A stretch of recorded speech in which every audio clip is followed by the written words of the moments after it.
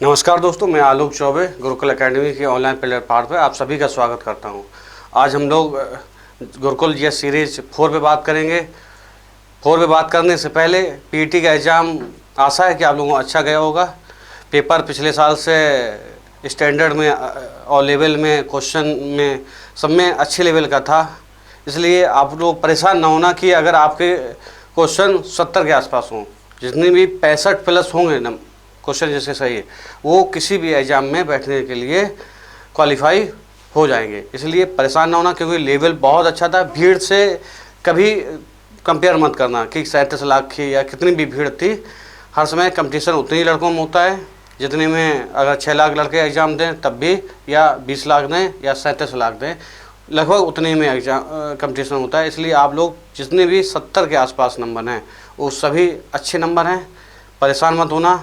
और देखो, GS series का फ़ायदा क्या है, कम से कम 6 से 7 क्वेश्चन डायरेक्ट फंसे हैं। आप पेपर उठा कर देख लेना। जैसे कि क्वेश्चन करंट अफेयर में कुछ है, नारी को नमन योजना, शुरुआती वीडियो में कई बार ये क्वेश्चन कराया था। ऐसे कई क्वेश्चन फंसे हैं, लगभग 7 से 8 क्वेश्चन अगर आपने 2-3 वीडियो देख लिए होते गुरुकुल जीएस सीरीज़ से, उससे आगे होते। लेकिन अब आगे अच्छे क्वेश्चन आपके लेवल के पेपर के जो भी एग्जाम ओरिएंटेड क्वेश्चन हैं, आपको हम क्वेश्चन फॉर्म में या वन लाइनर फॉर्म में लाते रहेंगे। चलो बात करते हैं गुरुकुल जीएस सीरीज 4। अभी तक जिसने भी 3 सीरीज नहीं देखी हूँ, या उसे लिंक मिल जाएगा डिस्क्रिप्शन में, नीचे लिंक प्रॉपर मिल जाएगा, वो जाके देख सकता है वहाँ पे। चलते हैं क्वेश्चन पे बात करते हैं दोस्तों। पहला क्वेश्चन दोस्तों, मौलिक अधिकारों से जुड़े किस अनुच्छेद को एक भारतीय संविधान के अनुच्छेद 359 के अंतर्गत आपात स्थिति लागू करने के दौरान निलंबित नहीं हो सकता? देखो दोस्तों, 359 अनुच्छेद के अंतर्गत कौन सा निलंबित नहीं हो? सबसे पहले राष्ट्रीय आपात या आपात उपबंध की संविधान में जो व्यवस्था की गई है, वो संविधान में एक अनोखी व्यवस्था है दोस्तों, क्योंकि इसे लागू होने में जो भारतीय संविधान संघात्मक बोला जाता है कि संघात्मक है, राज्य और केंद्र की लगभग बराबर की हिस्सेदारी है, या एक दूसरे पे कहीं ना कहीं डिपेंड है, एकात्मक नहीं है। लेकिन राष्ट्रीय आपात के लागू होने के बाद दोस्तों कहीं ना कहीं ये संघात्मक जो इकाई है भारत के, वो एकात्मक में परिवर्तन हो जाती है। कैसे? देखो, संविधान में, राष्ट्र में देखो, एकता, संप्रभुता और अखंडता, इसे लागू रहने के लिए इस उपबंध का व्यवस्था की गई। किसकी? आपात उपबंध। दोस्तों, आपात उपबंध के लागू होने के बाद जो भारतीय संविधान संघात्मक, भारतीय जो व्यवस्था है ये संघात्मक है दोस्तों। ये संघात्मक ना होकर जब तक आपात उपबंध परिवर्तन रहते हैं, मतलब अपने लागू रहते हैं, तब तक ये एकात्मक हो जाती है। उस समय केंद्र सरकार के हाथ में सब कुछ चला जाता है। किसके हाथ में? केंद्र सरकार के हाथ में जाता है। तो कि आपात उपबंध लागू होने के बाद संघात्मक से एकात्मक के रूप में पहुंच जाता है भारत का शासन व्यवस्था। देखो, आपात उपबंध को हम पूरे भारत में, पूरे भारत में या भारत के किसी भी भाग में जहाँ पे राष्ट्रपति को ये समाधान हो जाए कि इस क्षेत्र में वहाँ या किसी भी कारण से संकट आने वाला है, वहाँ युद्ध या सशस्त्र विद्रोह या और वजह से अगर राष्ट्रपति को समाधान हो जाए, तो वहाँ पे पूरे भारत में लगा सकता है या कुछ क्षेत्र में, पूरे भारत में या कुछ क्षेत्र में। दोस्तों, सबसे पहली बात हम बात करते हैं कि आपात उपबंध लिया कहाँ से गया है। देखो दोस्तों, आपात उपबंध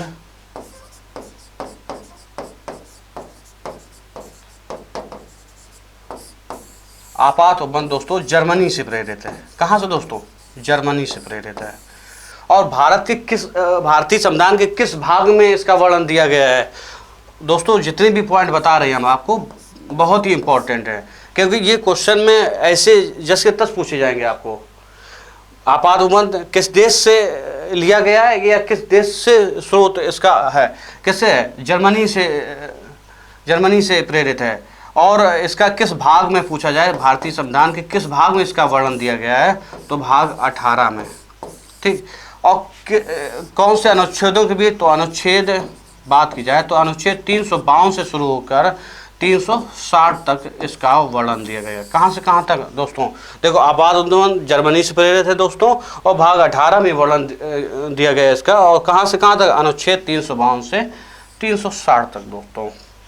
अब बात करते हैं आपात उपबंध होते कितने प्रकार, पूछा जाता है दोस्तों, और आपात उपबंध कितने प्रकार को, सीधा सीधा ग्रुप डी या सी और डी के पेपर में ये सीधा सीधा क्वेश्चन आता है कि आपात उपबंध कितने प्रकार के होते हैं दोस्तों। कितने प्रकार के होते हैं, 3 प्रकार के। एक राष्ट्रीय आपातकाल, राष्ट्रीय आपातकाल कब लगता है, अगर युद्ध चल रहा हो, या वाह आक्रमण, कैसा वाह आक्रमण, वाह आक्रमण, या सशस्त्र विद्रोह, सशस्त्र विद्रोह, कोई भी कंडीशन हो उस समय जो उस युद्ध के कारण या वह आक्रमण कारण या सशस्त्र विद्रोह के कारण जो भी आपात लगता है उसे क्या कहते हैं, राष्ट्रीय आपातकाल।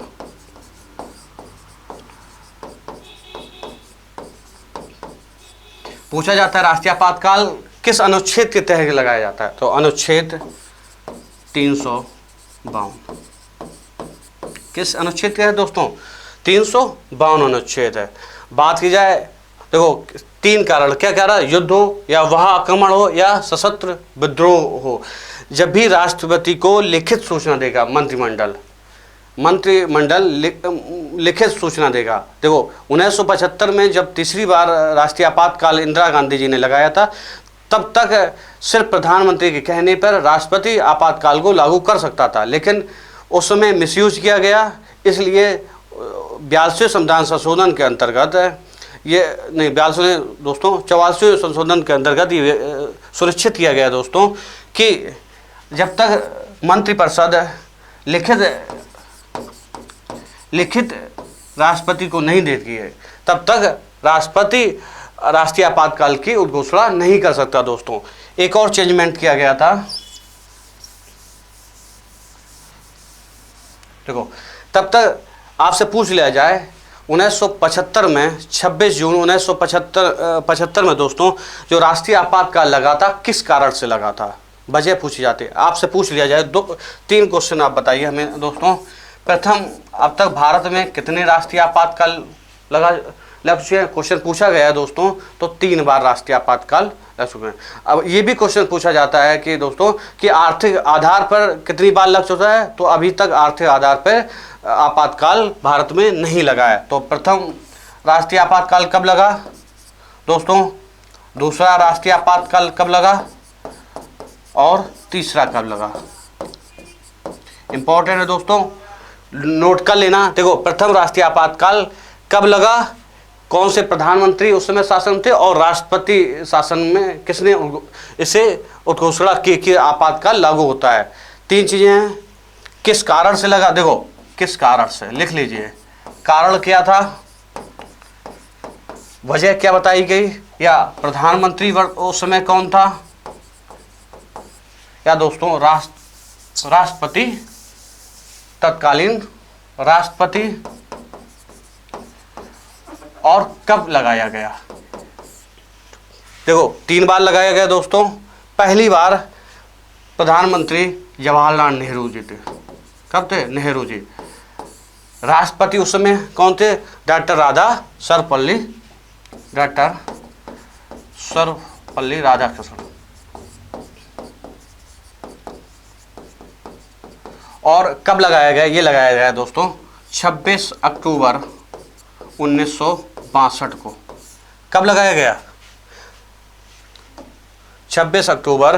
देखो दोस्तों प्रथम राष्ट्रीय आपातकाल कब लगाया गया, 26 अक्टूबर 1962 को। लगभग 5 वर्ष ये आपातकाल प्रवर्तन में रहा था। राष्ट्रपति उस समय के थे डॉक्टर सर्वपल्ली राधाकृष्णन, और प्रधानमंत्री दोस्तों नेहरू जी थे।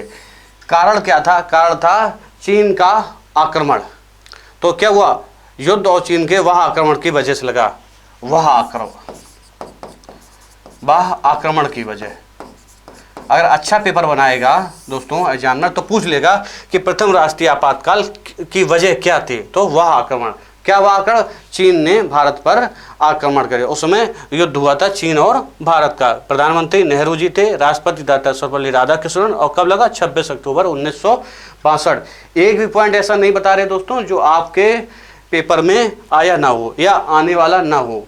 आप लोग आगे चल के देख भी सकते हैं, कोई भी पेपर हो एक एक क्वेश्चन एक एक पॉइंट फंसेगा। दूसरा अगर आपातकाल की बात कर ले, देखो दूसरा आपातकाल प्रधानमंत्री कौन थे, ये थे इंदिरा गांधी, इंदिरा गांधी, और राष्ट्रपति वीवी गिरी। कब लागू हुआ, ये लागू हुआ दोस्तों जून 3 दिसंबर 1971। ठीक दोस्तों, डेट 3 दिसंबर थोड़ा क्लियर नहीं है, सही है, लेकिन दिसंबर 1971 में दोस्तों ये लागू हुआ था। कौन सा, दूसरा राष्ट्रीय आपातकाल। किस वजह, ये भी वजह आपातकाल की, वह आक्रमण किससे, पाकिस्तान ने आक्रमण कर दिया था। उस समय 1971 में भारत और पाक का युद्ध हुआ। किस वजह से, इंदिरा गांधी के प्रधानमंत्री उस समय वर्तमान में थी, और राष्ट्रपति वीवी गिरी। कब, दिसंबर 1971 में ये दूसरा आपातकाल लगाया गया था। और तीसरी की बात कर लें, तीसरा आपातकाल आंतरिक अशांति। वजह क्या थी, आंतरिक अशांति। और कब, इंदिरा गांधी उस समय भी प्रधानमंत्री थी दोस्तों। और उस समय अगर राष्ट्रपति पूछ लिया जाए तो फखरुद्दीन अली, फखरुद्दीन थे। और कब ये हुआ तो 26 जून 1975 में। कब दोस्तों, 26 जून 1975 में। 3 बार राष्ट्रीय आपातकाल दोस्तों भारत में प्रवर्तन हुए। प्रथम आपने देखा, दूसरा, तीसरा। देखो अगर आपसे एक क्वेश्चन पूछ लिया जाए कि इंदिरा गांधी के प्रधानमंत्री कार्यकाल में कितनी बार राष्ट्रीय आपातकाल लगे, तो 2 बार।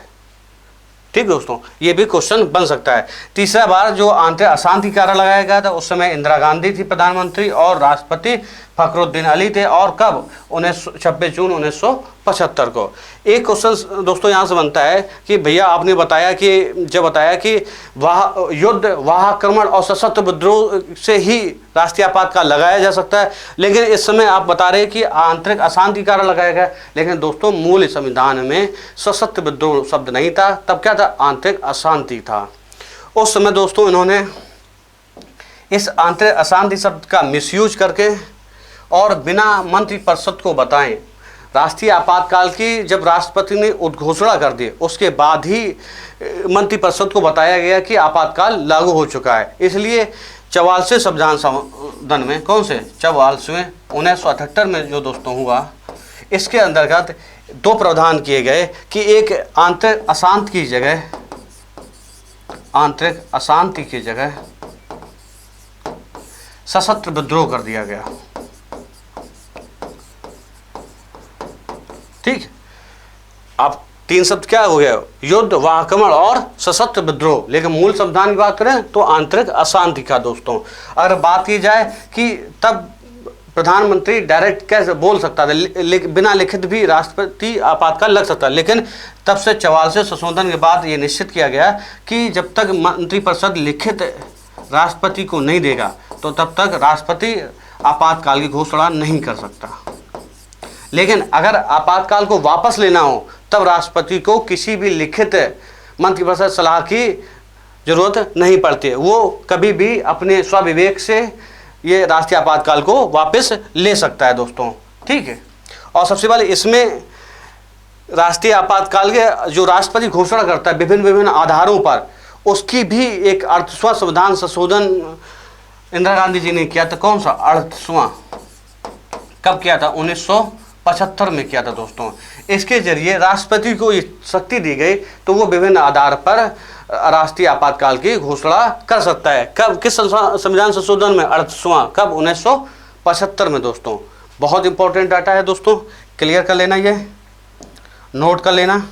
देखो दोस्तों, आप पूछा गया है, देखो हमने पढ़ा, एक पढ़ा सशस्त्र विद्रोह, युद्ध, वाह आक्रमण और सशस्त्र विद्रोह।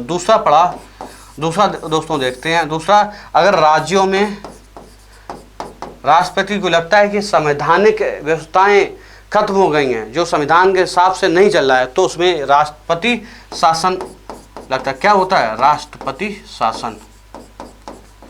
किस अनुच्छेद के अंतर्गत? अनुच्छेद 356 के अंतर्गत। ठीक, बात अगर 353 और 354 की बात की जाए बीच में, तो वह जब राष्ट्रीय आपातकाल लगता है, वो लगने के जो प्रभाव होते हैं वो अनुच्छेद 353 और 354 में वो बताए गए हैं। अब बात करते हैं तीसरा। देखो हमने बताया था 3 प्रकार के होते हैं, 2 पढ़ लिए, ये राष्ट्रीय आपातकाल,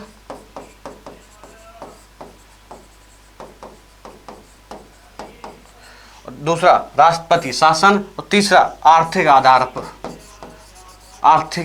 पर राष्ट्रीय आपातकाल। ये किस अनुच्छेद में दिया गया है?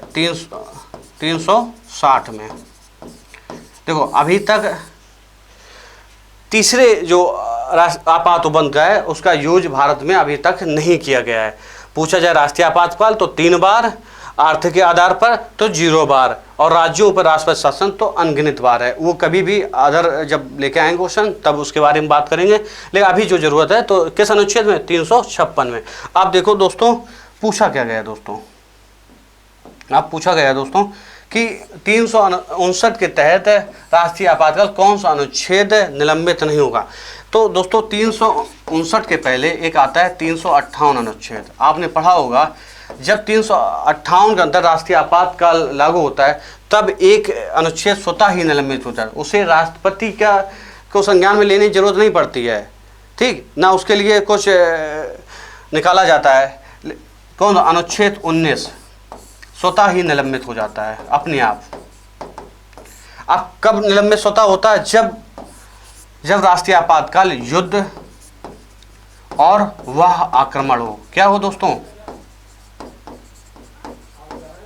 देखो दोस्तों अनुच्छेद 358 जब लागू होता है अनुच्छेद, तब अनुच्छेद 19 स्वतः ही निलंबित हो जाता है।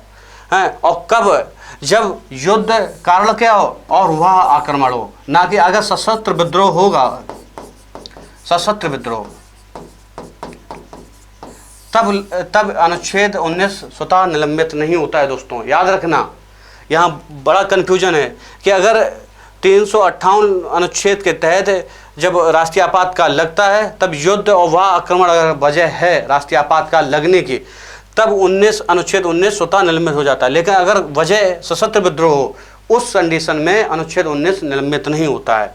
ठीक दोस्तों, अब आप बात करते हैं अनुच्छेद 359। दोस्तों इसे राष्ट्रीय आपातकाल जब लागू होता है और जब अनुच्छेद 359 की बात करते हैं तो राष्ट्रपति अगर चाहे, इसमें स्वतः निलंबित कोई भी नहीं होता है। अगर राष्ट्रपति चाहे तो अनुच्छेद 20 और 21 को छोड़कर, किसको? 20 और 21 छोड़कर मूल अधिकार में जो भी वो अपने राष्ट्रपति निलंबित करना चाहे मूल अधिकार, उसे निलंबित किया जा सकता है। ठीक दोस्तों, तो इसका आंसर क्या आ जाएगा दोस्तों? इसका आंसर हो जाएगा अनुच्छेद 20 और 21। दोस्तों इस क्वेश्चन के जरिए जितने भी फैक्ट बताए हैं हम आपको बहुत ही इंपॉर्टेंट, और कोशिश करते हैं हम आपको जो कन्फ्यूजन वाले क्वेश्चन होते हैं। देखो आपको अभी कन्फ्यूजन होता है 358 के अंतर्गत कौन सा मूल अधिकार निलंबित किया जा सकता है और 359 के तहत कौन सा निलंबित किया जा सकता है। तो 20 और 21 छोड़कर 359 और 358 में अनुच्छेद 19। लेकिन अनुच्छेद 19 तभी होगा जब युद्ध और वह आक्रमण वजह हो राष्ट्रीय आपातकाल के। ठीक दोस्तों, चलते हैं नेक्स्ट क्वेश्चन पे। कौन सा संवैधानिक संशोधन राज्यों से चुने जाने वाले लोकसभा के सदस्यों की संख्या बढ़ाने से संबंधित है? दोस्तों लोकसभा में वर्तमान में कितने सदस्य पे चुनाव हुए थे या हो वर्तमान में दोस्तों हैं 545। अब ये हम ये नहीं बता रहे चुनाव कितने हुए थे, उसके अलग बात जाते हैं, लेकिन 545। लेकिन मूल संविधान में दोस्तों 500 थे। कितने? 500 सदस्य। तो अगर मूल संविधान में 500 थे, वर्तमान में 545 हैं। ये वास्तविक हैं। अगर जितने हो सकते हैं तो 552 हो सकते हैं अधिकतम। अगर भारत सरकार चाहे तो 552 हो सकते हैं, लेकिन अगर इस वर्तमान में देखा जाए तो 545 हैं, लेकिन मूल संविधान में 500 सदस्य हो सकते हैं। देखो 500 से लेकर 552 या 545 पहुँचते पहुँचते कई संविधान संशोधन किए गए होंगे। तो वही पूछा गया है कि कौन सा संवैधानिक संशोधन राज्यों से चुने जाने वाले लोकसभा के सदस्यों की संख्या बढ़ाने से संबंधित है। देखो पहला संविधान संशोधन जो हुआ था सातवां संविधान संशोधन के अंतर्गत जो राज्यों के पुनर्गठन के बाद राज्य अस्तित्व में आए, कितने राज्य, 14 राज्य और 6 केंद्र शासित प्रदेश दोस्तों। उसके बाद एक निर्धारित की गई थी 525, कितनी संख्या, 525। कब, सातवां संविधान संशोधन, और कब किया गया, ये 1956 में दोस्तों किया गया। दूसरा संविधान संशोधन दोस्तों हुआ था 31वां, कब किया गया, 1974 में। तब दोस्तों बढ़ा के कितनी दोस्तों की गई 545। लेकिन 1987 में गोवा, दमन और दीव का एक राज्य पुनर्गठन अधिनियम जो आया, कब, 1987 में, उसके जरिए 552 कर दी गई।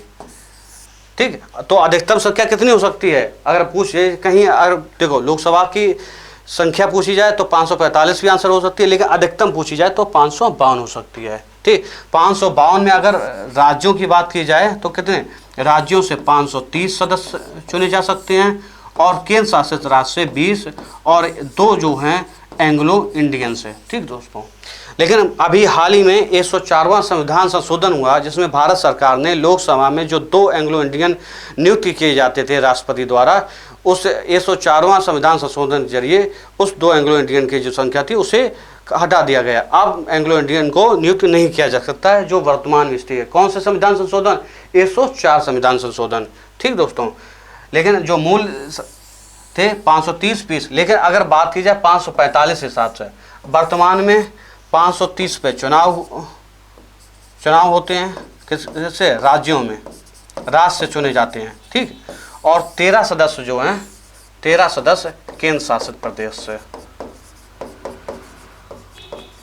ठीक, डाउट आपका लोगों को क्लियर हो गया होगा। अधिकतम पूछी जाए तो 552, वास्तविक पूछी जाए तो 545, क्योंकि वर्तमान में 545 हैं। 545 से 530 सदस्य जो हैं राज्यों से, और 13 सदस्य केंद्र शासित राज्य से, और 2 राज्य बचे, 2 सदस्य जो बचे वो एंग्लो इंडियन से। लेकिन अब जो 2020 में खत्म कर दिए गए, किस संविधान संशोधन के जरिए, 104 संविधान संशोधन के जरिए। ठीक, तो आपने जो क्वेश्चन था, तो इससे एक आंसर होगा 7वां संविधान संशोधन, दूसरा होगा 31वां संविधान संशोधन। चलते हैं दोस्तों नेक्स्ट क्वेश्चन। देखो दोस्तों, वाणिज्य विभाग के सचिव के रूप में कार्यभार किसने संभाला, तो दोस्तों सुनील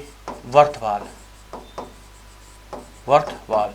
ये बिहार कैडर के अधिकारी थे, और इससे पहले ये लेबर एम्प्लॉयमेंट विभाग में कार्यरत थे। किसमें, लेबर एम्प्लॉयमेंट विभाग में तैनात थे। इससे पहले वाणिज्य विभाग के पहले सुनील वर्थवाल। दूसरा क्वेश्चन है दोस्तों, हाल ही में स्वदेशी निर्मित हल्के लड़ाकू हेलीकॉप्टर भारतीय वायुसेना में शामिल किया गया, क्या नाम दिया गया। देखो हाल ही में जो हल्के लड़ाकू हेलीकॉप्टर है उसे किसने शामिल कराया, राजनाथ सिंह रक्षा मंत्री जी ने, कि उसका नाम क्या दिया, प्रचंड। जो ये हेलीकॉप्टर है ये आसमान में 5000 मीटर ऊपर तक ईंधन लेके उड़ सकता है। कितने, ये पहला ऐसा है जो 5000 मीटर तक ऊंचाई पर उड़ सकता है। और क्या क्या इसमें जो मिसाइलें हो सकती हैं, उनमें एक मिसाइल हवा में मार करने वाली भी मिसाइल होती है। हवा में मार करने वाली मिसाइल भी इस हेलीकॉप्टर में तैनात रहती है, जिसका नाम प्रचंड किया। किसने नाम प्रचंड दिया है, रक्षा मंत्री राजनाथ सिंह ने। और कितने ऊंचाई पर उड़ सकता है, 5000 मीटर। ठीक दोस्तों, ये स्वदेशी निर्मित हेलीकॉप्टर है। ठीक, चलते हैं नेक्स्ट फैक्ट पे। राष्ट्रीय वन्यजीव सप्ताह कब से कब तक मनाया गया दोस्तों। देखो राष्ट्रीय वन्यजीव की बात की जाए तो 2 अक्टूबर से लेकर 8 अक्टूबर तक। ठीक, कब से कब तक, देखो 1955 में इसे वन्यजीव दिवस के रूप में शुरू किया गया था, राष्ट्रीय वन्य जीव दिवस के रूप में। लेकिन 1957 में दोस्तों इसे नाम बदलकर राष्ट्रीय वन्य जीव सप्ताह कर दिया गया था। तो ये कौन सा, अगर पूछा जाए कौन सा संस्करण है, तो ये 68वां संस्करण आयोजित किया जा रहा है। ठीक दोस्तों, आपसे इतना ज़्यादा नहीं पूछेगा, सिर्फ इतना पूछेगा राष्ट्रीय वन्य जीव सप्ताह कब से कब तक मनाया गया। ठीक, कब तक? 8वां। चलते हैं नेक्स्ट क्वेश्चन पे। देखो दोस्तों, किस राज्य ने बड़े राज्यों की श्रेणी में स्वच्छ, देखो अब जितने भी इसमें क्वेश्चन हैं सभी स्वच्छ सर्वेक्षण 2022 पे आधारित हैं। इसमें लगातार जब तक 2023 वाला सर्वेक्षण नहीं आ जाता तब तक ये क्वेश्चन जितने भी आए बहुत ही इंपॉर्टेंट है आपके लिए। नोट जरूर कर लेना, नहीं तो आप 1 या 2 क्वेश्चन हर पेपर में गलत करके आएंगे दोस्तों। आप गलत करना है या सही करना है आपकी जिम्मेदारी है दोस्तों, तो इसलिए नोट कर लेना। देखो सबसे पहली बात, स्वच्छ सर्वेक्षण 2022 किसके द्वारा दिए गए दोस्तों? तो राष्ट्रपति द्रौपदी मुर्मू द्वारा। ठीक, कहाँ दिए गए? नई दिल्ली में। ये जो स्वच्छ सर्वेक्षण पुरस्कार हैं ये स्वच्छ भारत मिशन के तहत दिए जा रहे हैं। किसके? स्वच्छ भारत मिशन के तहत। ठीक, और देखो क्वेश्चन देखते हैं। सबसे पहले ये किसके द्वारा आयोजित कार्यक्रम किया गया जब पुरस्कार दिए गए? ये आवासन एवं शहरी मंत्रालय। ठीक,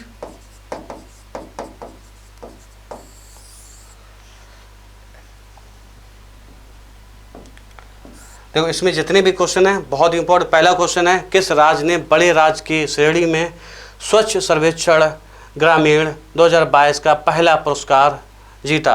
देखो अगर ग्रामीण की बात की जाए, किसकी? याद रखना शहरी और ग्रामीण, नहीं तो आप शहरी और ग्रामीण मिक्स कर दें।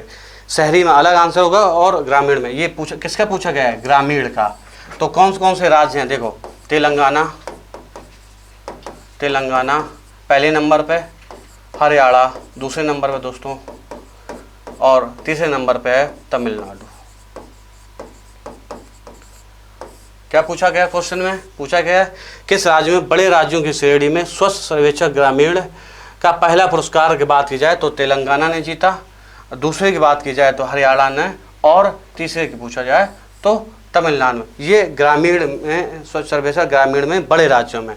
और छोटे राज्यों का डाटा किस लिया गया? जहाँ संख्या 30 लाख से कम हो राज्य की, उस वहाँ पे दोस्तों देखते हैं, वहाँ पे अंडमान निकोबार द्वीप समूह। सीरीज पूछा जाए तो अंडमान निकोबार द्वीप समूह, दूसरा पूछा जाए तो दादरा नागर हवेली, और तीसरा पूछा जाए तो सिक्किम। एक और क्वेश्चन बन जाएगा दोस्तों, अगर केंद्र शासित राज्य मिला के पूछा जा रहा है तो आप यही आंसर होगा, लेकिन अगर सिर्फ राज्य पूछा जा रहा है तो सिक्किम लगाएंगे। ठीक, क्योंकि ये दोनों जो हैं वो केंद्र शासित प्रदेश हैं।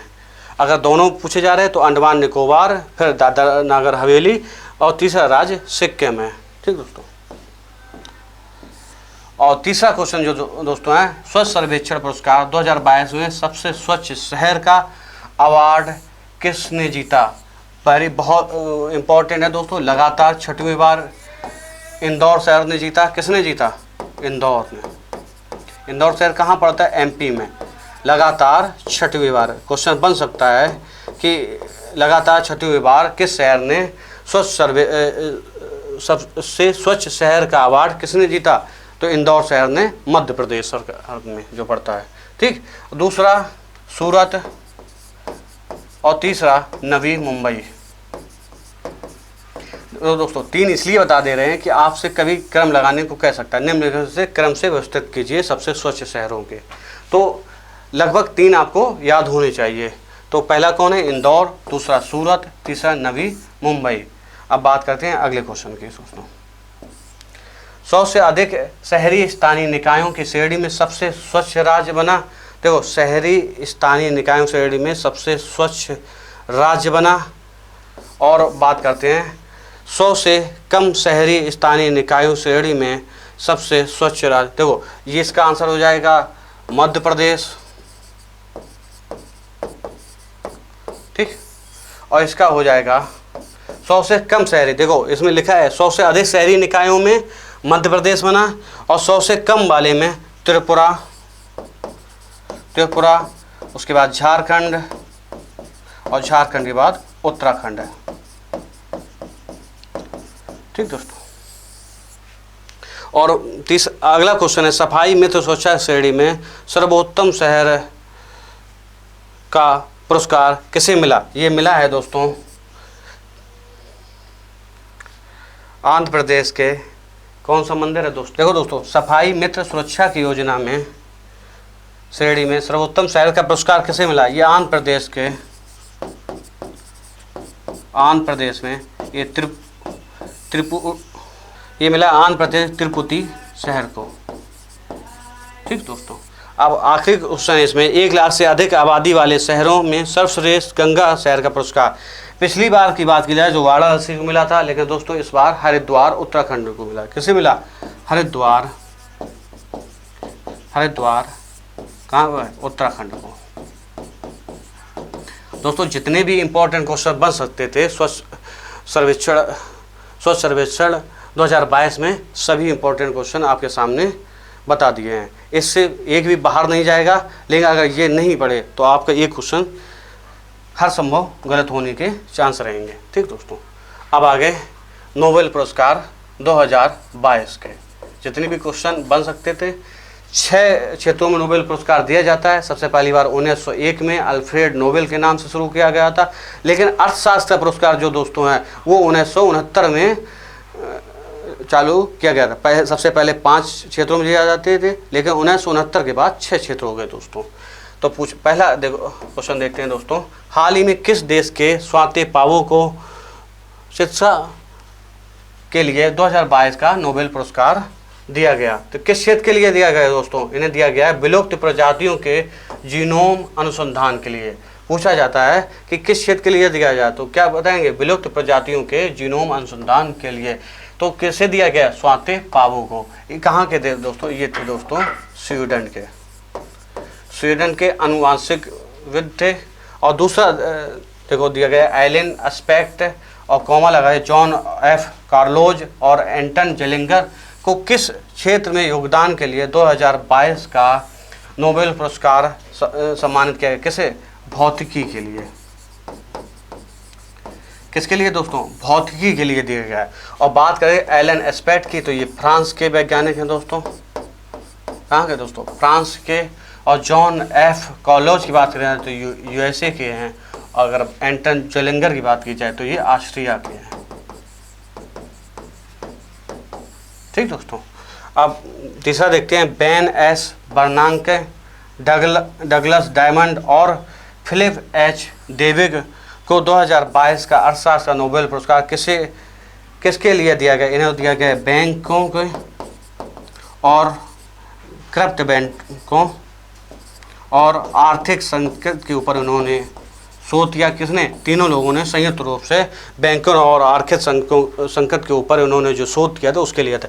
ये तीनों जो अर्थशास्त्री हैं दोस्तों, ये तीनों कहाँ के हैं? यूएसए के, अमेरिका के। ठीक।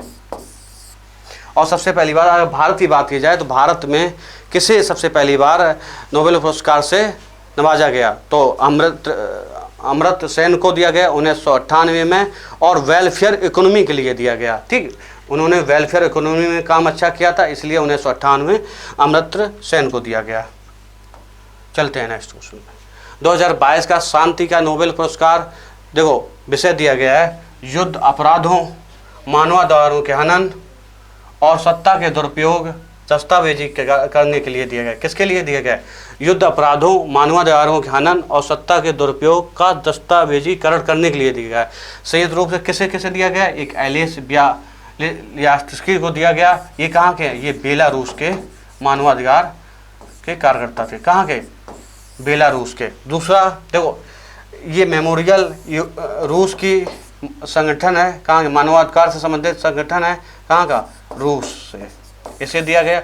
और तीसरा संगठन ये है सेंटर फॉर सिविल लिबर्टीज, ये यूक्रेन का मानवाधिकार संगठन है। तीनों को देखो एलिस ब्यालियास्की को जो बेलारूस के मानवाधिकार कार्यकर्ता हैं, और मेमोरियल जो रूस के एक मानवाधिकार संगठन है, और सेंटर फॉर सिविल लिबर्टीज को जो यूक्रेन से संबंधित है, तीनों को दिया गया। किसके लिए दिए गए? मानवाधिकारों के हनन के लिए जो काम किया इन्होंने। देखो पांचवा है, अपने लेखन में साहस और तटस्थता के साथ व्यक्तिगत स्मृति की जड़ों, व्यवस्थाओं और सामूहिक प्रतिबंधों को उजागर करने के लिए वर्ष 2022 का साहित्य नोबेल पुरस्कार किसे दिए जाने की घोषणा हुई? एनी एर्नॉक्स को। किसे? एनी एर्नॉक्स। कहाँ से संबंधित है? ये हैं फ्रांस से संबंधित। ठीक दोस्तों, 3 वैज्ञानिक कैरोलिन आर बार्टेजी, मॉर्टन मेल्डर और के बेरी शार्पलेस को किस क्षेत्र के लिए 2022 का नोबेल पुरस्कार दिए जाने की घोषणा हुई? केमिस्ट्री के लिए। किसके लिए? केमिस्ट्री के लिए। और पहला जो कैरोलिन आर बार्टोलेजी हैं, ये यूएसए से संबंधित हैं दोस्तों, और मॉर्टन मेल्डर ये डेनमार्क से। तीसरा, और तीसरे जो शार्पलेस हैं, ये भी दोस्तों यूएसए से। ठीक दोस्तों, सिंगापुर फार्मूला 1 ग्रांड प्रिक्स 2022 किसने जीता? जो मैक्सो के रेसलिंग ड्राइवर हैं दोस्तों, ये हैं सार्जिया फेरेज। कहाँ के दोस्तों संबंधित हैं? ये हैं मैक्सिको के। इतनी आपको इस क्वेश्चन में याद रखना है दोस्तों। सिंगापुर फार्मूला 1 ग्रांड प्रिक्स 2022 किसने जीता? सर्जिया फेरेज ने। और कहाँ की संबंधित हैं? ये है मैक्सिको संबंधित। दूसरा है विश्व अंतरिक्ष सप्ताह 2022 कब से कब तक मनाया गया? ये मनाया 4 अक्टूबर से लेकर 10 अक्टूबर तक। इसका अगर थीम की बात कर ली जाए दोस्तों, तो स्पेस एंड सस्टेनेबिलिटी इसकी थीम रही है। भारतीय चुनाव आयोग ने किस अभिनेता को अपना नेशनल आइकन घोषित किया? अरे भाई, बिहार के अपने पंकज त्रिपाठी को। ठीक दोस्तों, महिला बास्केटबॉल विश्व कप 2022 का खिताब किसने जीता दोस्तों? तो ये अमेरिका ने जीता। किसे हराकर? चीन को। अमेरिका ने चीन को हराकर जीता। आखिरी क्वेश्चन है ये, किस वैज्ञानिक ने 1880 में गुणसूत्र नाम से का नामकरण किया? खोजा नहीं, सिर्फ नामकरण किया। ये क्या? वाल्डियर ने। ठीक, चलते हैं। देखो दोस्तों, कैबिनेट मिशन मार्च 1946 में भारत आया। इस मिशन के सदस्यों में कौन कौन शामिल नहीं? देखो, लॉर्ड लिथगो के स्थान पर लॉर्ड वेवेल को क्या बनाया गया? वायसराय बनाया गया। तो उसने इस कैबिनेट, सॉरी दोस्तों गलत बता रहे, ये बता, कैबिनेट मिशन मार्च 1946 में भारत आया। इस मिशन के सदस्यों में कौन कौन शामिल नहीं है दोस्तों? देखो, इस मिशन को, ये मिशन 24 मार्च 1946 को भारत पहुंचा। कब पहुंचा? 24 मार्च 1946 में। ठीक दोस्तों, और ये इसमें सबसे पहले स्टेफोर्ड क्रिप्स जो वाणिज्य विभाग के मंत्री थे ब्रिटिश सरकार में। दूसरा लॉर्ड पेंथिंग लॉरेंस दोस्तों, इनकी अध्यक्षता में। किसकी अध्यक्षता में? लॉर्ड पेंथिंग लॉरेंस की अध्यक्षता में। अगर आपसे पूछा जाए दोस्तों कि कैबिनेट मिशन किसकी अध्यक्षता में लाया जाता है? Lord Pethick Lawrence. एक तीसरा सदस्य थे इसमें, ए.वी. एलेक्जेंडर। ठीक, ए.वी. एलेक्जेंडर। ठीक, ये नौसेना मंत्री थे, नौसेना मंत्री। और दोस्तों लॉर्ड पेंथिंग लॉरेंस ये भारत के उस समय के सचिव थे, जो ब्रिटिश सचिव हुआ करते थे ब्रिटिश भारत सरकार में, वो उस समय के सचिव थे। कब आया? 24 मार्च 1946 को। यही पूछा था कौन कौन शामिल था। तो Stafford Cripps, Lord Pethick Lawrence और ए.वी. एलेक्जेंडर। ठीक दोस्तों, अब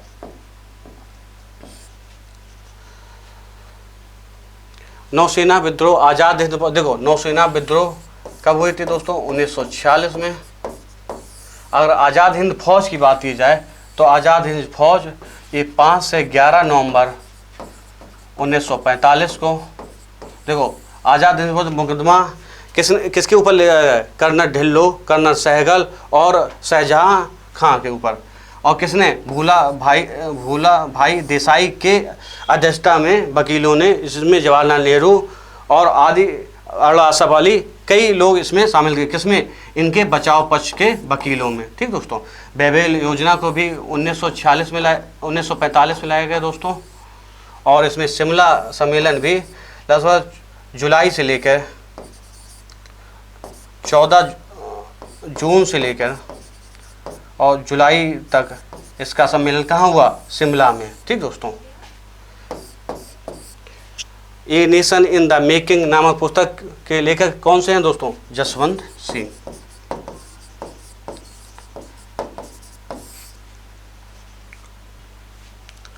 देखो दोस्तों, टांका एक मिश्र धातु है। इसमें कौन से सम्मिलित हैं? 2 चीजें, सीसा प्लस जस्ता।